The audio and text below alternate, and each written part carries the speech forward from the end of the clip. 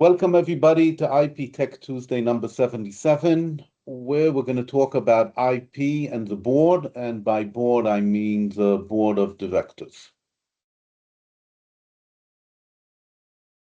So I've done an informal survey talking to IP people and talking to executives and talking to board members. And the question was, we're trying to figure out why regular executives ignore IP, and the answer might be that they're ignoring it at a higher level. So let's see what happens in the board. So I got really four types of responses. One of them was that IP never comes up. Another one that IP only comes up when you're talking about a big threat or you're thinking about litigation. Another one is that IP does come up when it actually should come up, but don't worry, that doesn't happen very often. And what sometimes happens is that IP comes up, but it's misapplied. In other words, the people talking about IP don't actually understand enough to do it right. So specifically, if we talk about IP managers, they've usually never actually spoken to the board, but at the very least have not been asked to speak to the board.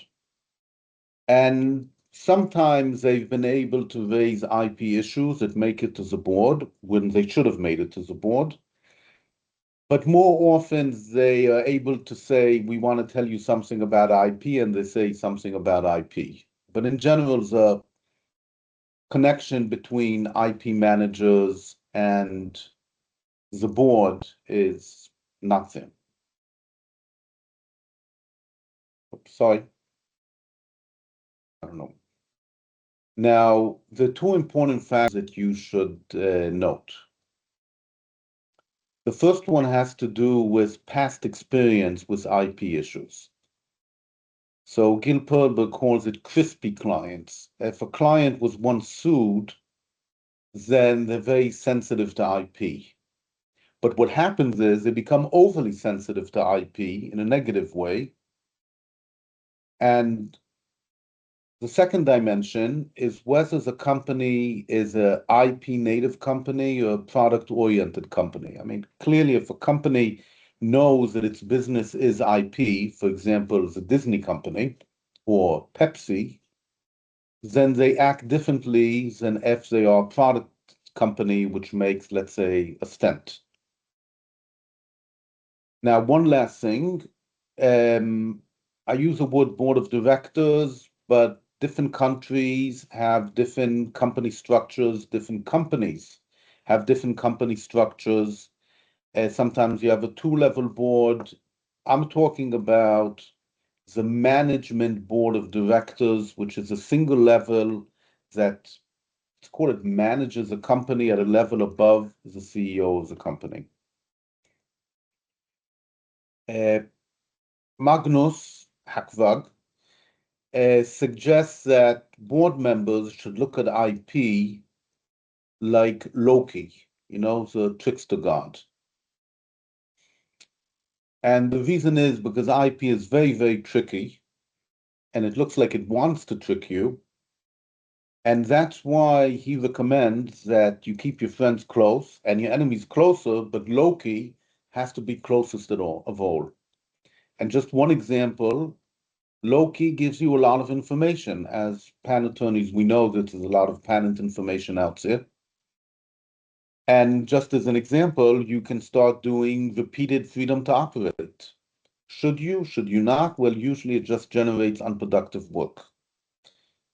And as benefiting somebody who's a trickster, IP makes board members scared to act. Okay, they're supposed to act, make a decision, become scared to do it. And I suggest that we look at IP as an agent of chaos. And it's up to us, and that's what we want to talk about today, is that IP should be used to tame chaos rather than be an agent of chaos. And of course, all of this has to happen at the board level. So what should the board be doing with respect to IP? The two main jobs appear to me to be governance and strategic guidance. Governance really means let's make sure that the company is being run properly right now and how it's preparing for the future. If there are any cracks in the foundation of the company, so to speak, if there are any ongoing important processes of change in the company itself, that's all under governance. And the other one is strategic guidance. It depends whether the CEO actually makes strategic decisions or not, but what is common is that strategic decisions are discussed and sometimes made at the level of the board. Now, obviously, there's more IP-related jobs for the board, like education, but the governance and strategic guidance are the big ones.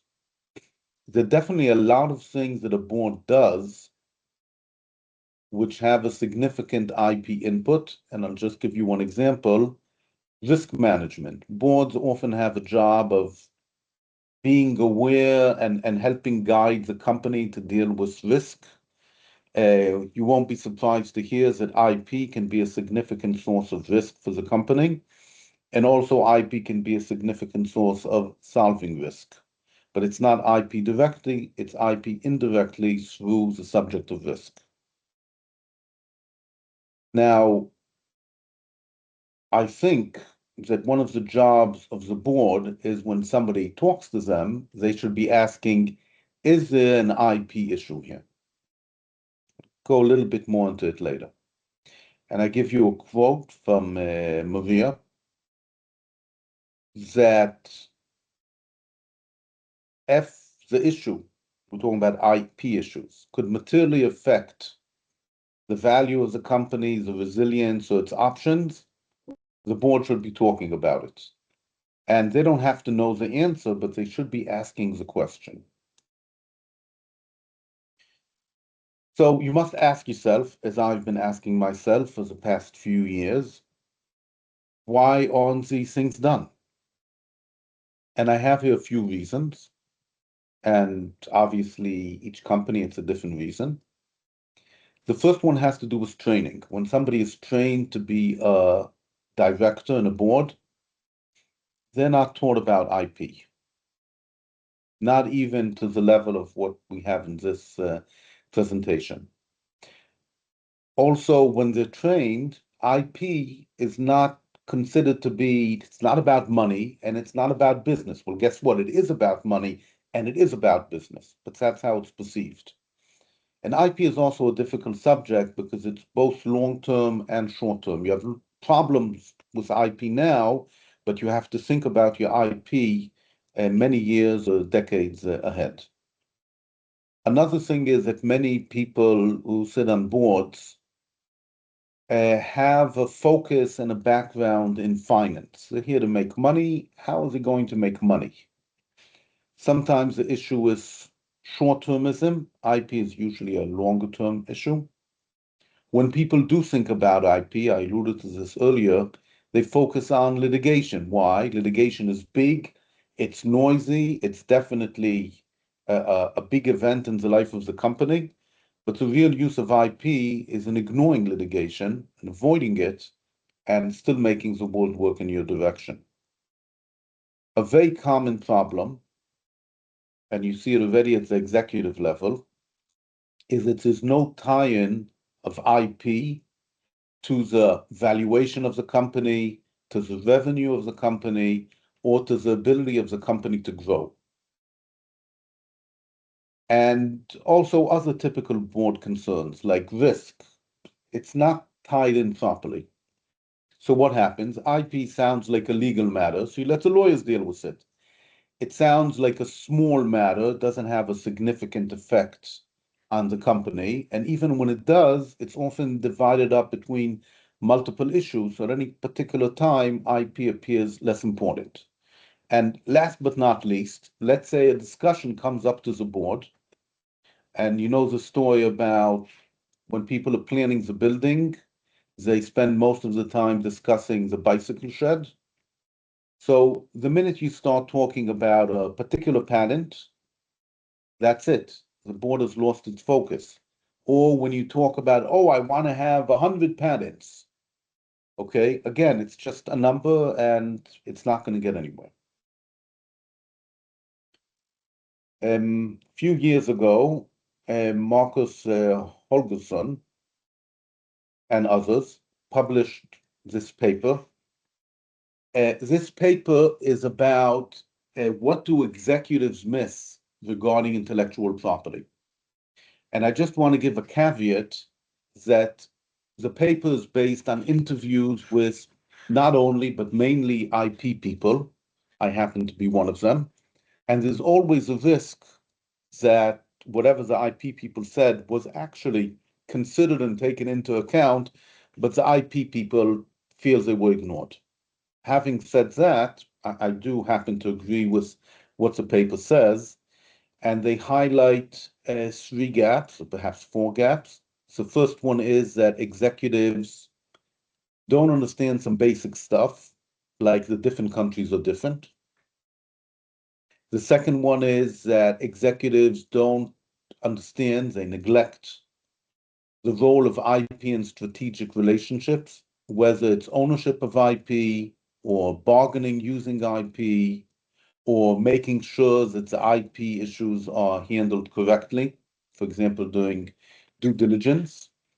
And the third gap is that executives don't leverage the IP. And by leverage, I mean not just protect, but actually leverage. And this means, for example, they don't have the right amount of IP. They can have too much or too little. The IP is not connected with what the company does. And of course, they don't talk to IP experts to cover this gap. And in addition, there's a learning gap. Because they weren't trained to think about IP, they learned the hard way that IP was important, and a pity they didn't give it attention. So this is executives, but the talk today is about board members. And I made a silly acronym, MWELS, to talk about how directors are different from regular executives in a company when we think about IP. So the first issue has to do with mindset. The way you think about IP issues in a board is even more abstract than you do in the C-suite. In particular, you have a different type of strategic perspective. The C-suite is still, operational. The board is not supposed to be operational. It's supposed to be, the big picture. Now, boards are obviously a font of wisdom, and for IP, it means that they have to know when IP is or is not an issue. Now, this kind of wisdom comes from experience. What kind of experience? You need to see how IP has actually been used or abused or ignored. You have to understand that that happened. Otherwise, you will ignore it. Board members often sit in more companies than executives, so they have more experience. But really, it starts from paying attention to how IP is affecting things. Boards also give leadership, but in this particular issue of IP, there's two types of leadership that I would expect board members to give. And the first one is to stay at the correct abstraction level.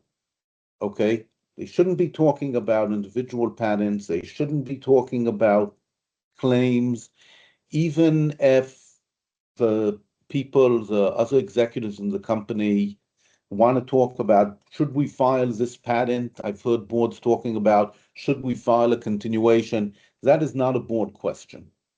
Okay? And they have to be very careful not to get pulled down to that level. And the second thing is they need to educate. A lot of boards the members have more experience than the executives of the company, and they educate the executives. So also with regard to IP, there's an opportunity for them to educate. D stands for diversity. There's one CEO, but 8 board members, and each one has at least one opinion. And that is good, not bad. And each one has their own agenda, and that's good, not bad. Just as I'll mention later, that means that they can unintentionally damage IP. And last but not least, they need to have particular skills. One of them is, for example, knowing how to identify IP issues, not whether it's relevant, but to identify what the IP issues are at their level of strategic view of what's happening with the company or with the governance of the company. And another skill or knowledge is, for example, what I'm talking about today, I'm touching on, they should know what it is they need to know. So, what do I think they need to know? And I want to make it clear, I'm giving you a list. Of course, the list is not complete, but the important thing is they should know the words that are on the list. It would be nice if they also understand the details and understand the consequences, but to be fair, boards don't need to become IP experts. They can hire an IP expert. But just as an example, the way you use IP and the issues having to do with IP go way beyond litigation. If a board member knows that, that's enough. On the other hand, thinking about IP shouldn't be thinking only about what the law says. It's not just a legal perspective.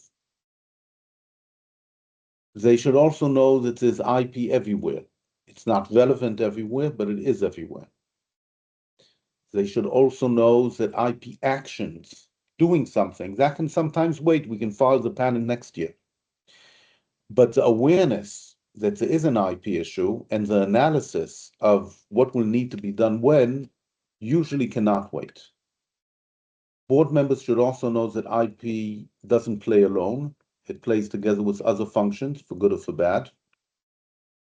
They must understand that IP is related to value creation and extraction, and also to protecting revenue streams, money, like money.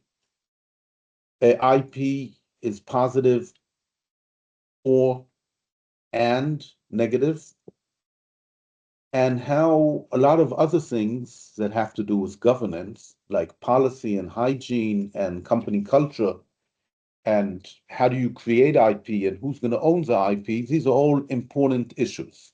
Okay, so I believe that a board member needs to know what's on this slide.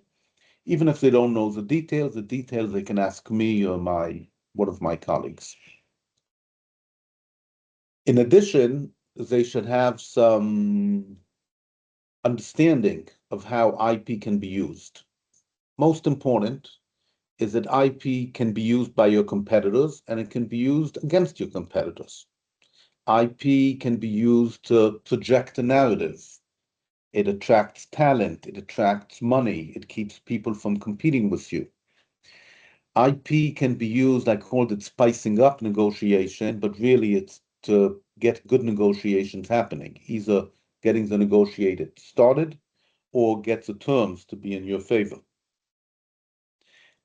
After you negotiated or independently, you have relationships with other companies and you perhaps have a whole ecosystem that you want to manage, and IP may be used for these things. IP can be used to help M&As happen, and you always have to think about who owns what comes out of the M&A. Sometimes that's a goal of the M&A. IP can be used to build moats, but it's not so reliable. So you can use it to build moats, not to be the moat itself. IP can be used to create options for the company, for leverage, to make sure money goes and valuation go in the right direction. I only put one little line about this, but IP has very significant financial and taxation and revenue stream uses. You can really change your tax picture for the good or bad if you handle your IP correctly. But let's go back to when I said there's the two big jobs of the board with respect to IP are governance and let's call it strategic guidance. So, IP is usually ignored along with a lot of intangible assets. And one of the reasons why they're ignored is because it's really difficult to put IP down in balance sheets or in reports. And one of the reasons why it's difficult to do that, because the value of the patent is how you use it, not how much it cost you, not how much you can sell it for, but how you can use it. Now, some uses are simply charging more money. And there's two particular types of IP, trade secrets and know-how, where most of what needs to be done is management. So that makes the governance function even more important. Imagine a board asking the CEO, do you have a trade secret policy? Okay, that could increase the value of many companies by at least 10%. And I have here another quote from Maria. This is all about governance. Okay, just asking if the management has a framework for managing the intangibles, that takes you very far ahead of the rest. Governance is also about vulnerabilities. I mentioned cracks in the foundation, but there are other types of vulnerabilities as well. And I just want to be clear, unless IP is an important value part of the company, the board would usually not be concerned with how vulnerable the IP itself is. But the company is vulnerable due to IP issues. And sometimes it always was, and sometimes it's because an activity that's happening now or they're planning to do it. And a classic example is creation of IP. Okay, if you're not careful, you can create IP, but it won't belong to you. And that will not be good. And one of the vulnerabilities is that IP is not treated as a cross-company issue that it is. Meaning, legal is in charge of IP and contracts, but that's not enough. You need the IP people to give input as well to the side of IP, and they need to bring in the business people. The company policies should reflect IP issues. That's a general governance issue. The IP should be aligned with the company structure and the company culture. That's two different issues. The IP should be aligned with the business goals and the strategy. Often it isn't. Just to be clear, IP is not only about the company business strategy. The building lack of IP capabilities, that's a governance job.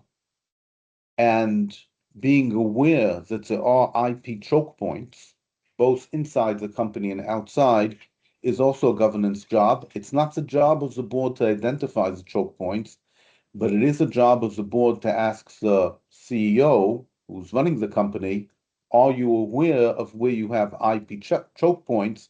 Because these IP choke points could be a place of strength or a place of vulnerability for the company. So here's some questions that they can ask. Are there acceptable IP policies in place? Do you have a good IP budgeting process? Is the IP function connected with whoever does prediction and BI? IP is about the future. Do you have IP capabilities? Are you maintaining them? Does the C-suite, are they able to explain how IP gives them value? If they're not, they're probably not handling IP correctly. Is there actually somebody in the company, one of the executives, who gives attention to IP and knows, in a managerial sense, what specific challenges the company has? Okay, it's not a job of the board to do that. It's just a job to ask. This is not strategic decision-making. This is strategic governance. And the reason why I'm bringing it up is because everybody's scared about micromanagement. And when you have a board, the executive is always trying to prevent the board from interfering with their work. So I'm quoting Mike Baxter here. And he explains that governance is not only how the boards and executives work together.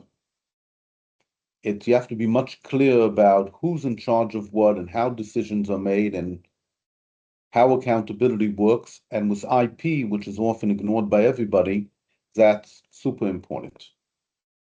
Now, I keep on saying that IP is a long-term game. So you might ask yourself, well, should we build an IP dashboard for the board? And this is something I'm kibitzing with Tamir Ben David. He's doing, the work. Let me give you a few pros and cons. So it's good because checking things like readiness for an M&A, looking at risk profiles are classic things to put on a dashboard. And if you have a live dashboard, which gets regularly updated, the board members can look at it not only when they have a meeting. And of course, it's also a tool for checking the compliance of the C-suite, of they're actually doing what they promised. One of the problems with the dashboard is that it often leads to discussions about details, and we don't want to do that. In addition, some of the items on the dashboard, let's say competitor position, are more difficult to update. So maybe they don't get updated. And then you see a dashboard, everything is fine, but it's not. It's a fake comfort.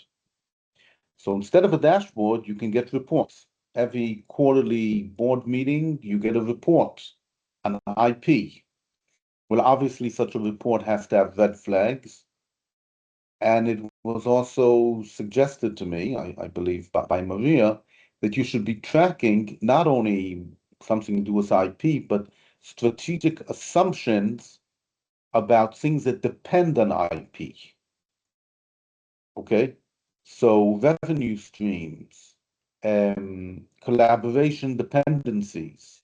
These are things that are affected by IP. If IP changed, it might not be true anymore. So the board has to know that this non-IP item was based on IP, but the IP changed and can't do that anymore. And dashboard is like a snapshot, but also you have to look at things over time. You have processes like making the company ready for M&A, alignment between IP and business or between IP and company value. These are actually ongoing processes.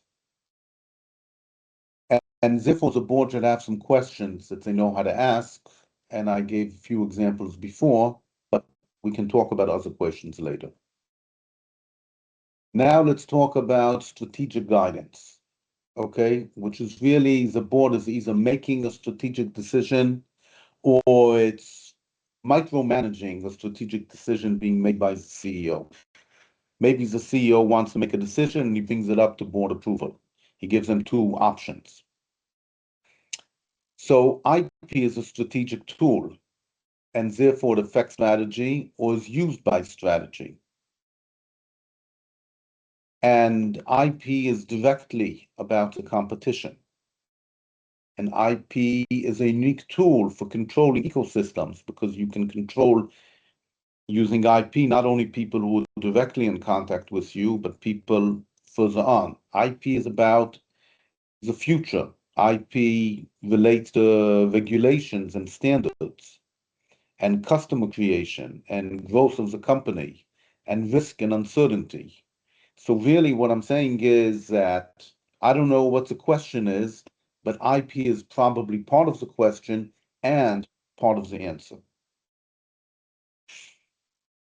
Go back to a second what IP, what board members should know about IP.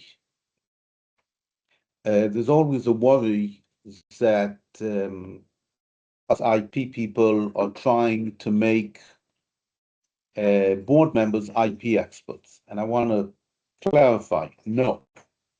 We want them to be experts in what is IP. Okay, so what do I mean when I say what is IP? IP is a kind of thing, you know, this, what is real estate? What is IP? So IP is a tool. IP is not just protection. IP creates vulnerabilities. The value is very vague. It depends how you use it. IP interacts with the world by attraction, repelling, and may not, cannot, and friction. IP has to do with risk and uncertainty management. So this is what IP is. What is a patent? What is a procedure for trademark revocation? Nobody needs to know that, not on the board. What they do need to know is we can use IP tools for leverage. We can use IP tools to shape the ecosystem. The IP that we have, the value of it depends on how we use it. Okay? So not IP expert, but an expert in what is IP. Here are some suggestions. If you are a board member, what should you do? You should ask, was IP considered and in what way? Any decision that comes up, should we expand into China? Okay, have you considered IP issues and in what way? Maier suggests actually having a list of subjects. But obviously, if you're expanding into China and a Chinese company has wonderful IP, that could be a problem. Perhaps you force IP to be an input to the board. Maybe it has to go on the balance sheet. Maybe reports have to talk about IP. You should definitely be talking with the company executives to help them understand in what sense IP becomes a board level issue. You should definitely make sure that there's somebody in the company who is governing IP, education, and so on. And you might even want your own IP expert who is not the IP expert of the company. The IP expert of the company might not see things in the same way, and they're definitely beholden to the CEO who pays it paycheck. And of course, you can become the board IP champion. You're the one who pushes it. What if you're an employee who's not in the C-suite? Okay, IP manager, R&D engineer, sales executive. Well, I quote here, and I'm sorry, I can't remember who it was, but we have a link. He has 2 pointers. One is that every executive in the C-suite, he's always asking 2 questions. Will this make me look good? And will this reduce my risk? Okay. And ask yourself, if you're the IP manager, the CEO looks at whatever it is you have to tell them, like, we want to file 5 more patents. Will that make it look good? Make them look good? Will that reduce their risk? And of course, there's the issue of impact language that we've talked about a lot before. Use the correct language. Risk mitigation, capital efficiency, market share, revenue, and so on. So that's stage 1, using the right mindset and language. And the second one is shaping the issue itself so it's suitable for the board. And Björn suggests, I mentioned the 10% before, the 10% rule. Does this issue present a risk or an opportunity of 10% to the company? If you're not able to reformulate your IP issue as being that important, then maybe the board really shouldn't look at it. Okay? And one of the reasons why I even have to give this slide is because often there's nobody in the C-suite who actually owns IP. Well, as a board member, you should be making sure there's somebody in the C-suite who owns IP. But unfortunately, that is not common enough. Now, what if you're an executive and you want to raise an issue to the board? Christopher Lyle had a few suggestions. They were focused on patents, but I think the concept gets through for things that are not patents. Boards don't buy patent counts, they buy leverage. Don't talk about novelty, talk about cash. Map whatever you want to talk about to cash or to control points or to geography and timing. And when you report IP, suggest that's how you report it. Here's a percent of the expected revenue covered by an issued claim. Here's 3 control points in the markets that we own and how likely is a competitor going to be able to design around. Or signals from the market, which talk about the value of the IP. Okay, I think these are good suggestions. Let's be optimistic. Maybe the world is going to change. What's going to change the world? Well, hoping people get judgment from experience is not so good because it means they usually made bad judgment first, and it takes a long time to see these things. Sitting on multiple boards gives you a better view of IP and more experience. When you look at MBA programs, at director education, executive education, investor, shareholder education, they don't really talk in most of these processes, at least not in a formal way, about IP. Sometimes they have one course or one lecture, but the lecture usually focuses on fun stuff rather than how IP relates to your job. We're thinking of doing a serious game which allows people to experience decisions and surprise or insights due to using the right IP tools or not using them.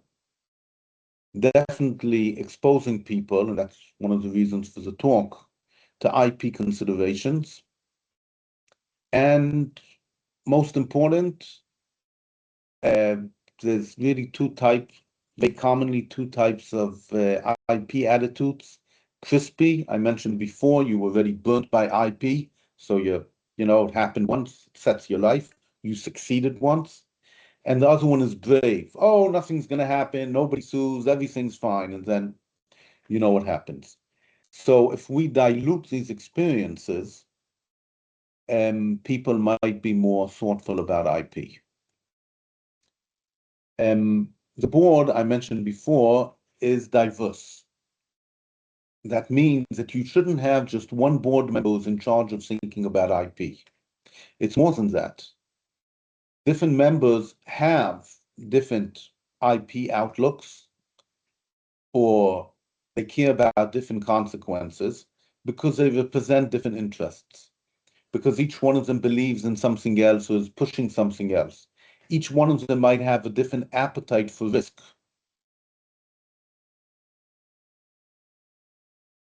Now, what it means is that you should have board discussions and IP should come up in the discussion. And one of the things that should come up is how the different decision options affect IP or affected by IP. Another thing is that sometimes it's possible using IP to satisfy multiple board members. And last but not least, different members understand IP differently, and it should be bridged. Everybody should have a shared understanding. They don't have to agree, but they should understand. So I'm going to finish with 3 short examples. Imagine a wireless company wants to enter AI-based encryption. And the question to the board is, should we invest $1 billion in R&D? But there's an IP angle. Instead of investing $1 billion in R&D yourself, you can invest $100 million in multiple startup companies, but make sure that you have agreements which give you control over the IP. And then you get the same ability to enter the market, but you spend a lot less money. Remember, it's ability. You might never go in. Another example, I'll call it unmonopolizing. We have a company that wants to sell integration services because they don't want to deal with hardware. And the problem is that there's a company that has a monopoly on a critical hardware component, and they're sucking out all the profit. And you're trying to make the component yourself, but you're failing. What are you going to do? Well, IP is part of the answer. This is exactly what IBM did to Microsoft. They created an open source ecosystem.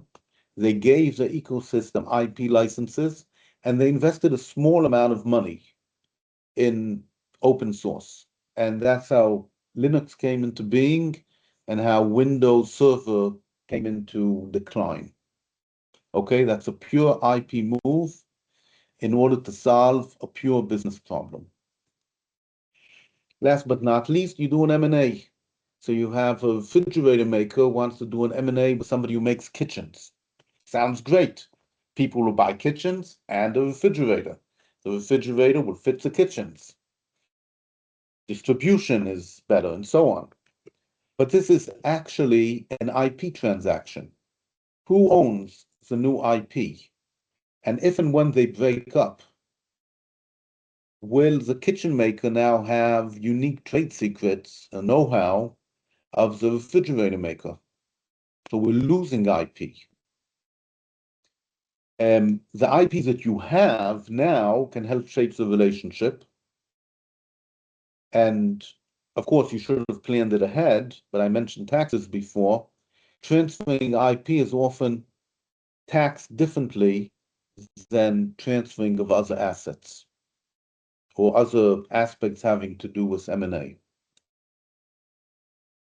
Last but not least, well, maybe we'll skip this example, but again, your profits are going down, you want to go into a new market, but there's big competitors. But if you use your IP in a smart way, then these competitors are cut down to size and you get a piece of the cake and are able to more easily enter that market. In conclusion, IP has significant governance issues which make it suitable for board attention. It's a strategic tool which also makes it natural fit for board discussions. You should actually bake IP into the various board procedures. IP is definitely not only litigation. And not only boards ignore IP, but also CEOs tend to ignore IP. As with all IP issues, you can just not know that you're losing, or you can suddenly get a lawsuit. And last but not least, the way you understand and deal with IP at board levels is not the same as you do at executive levels. So just imagine that you have a company that makes surfboards that repel shocks. And what should the board be doing about IP? Turns out the board never spoke about IP, but you can understand that there's IP issues here. Okay, I am stopping the recording.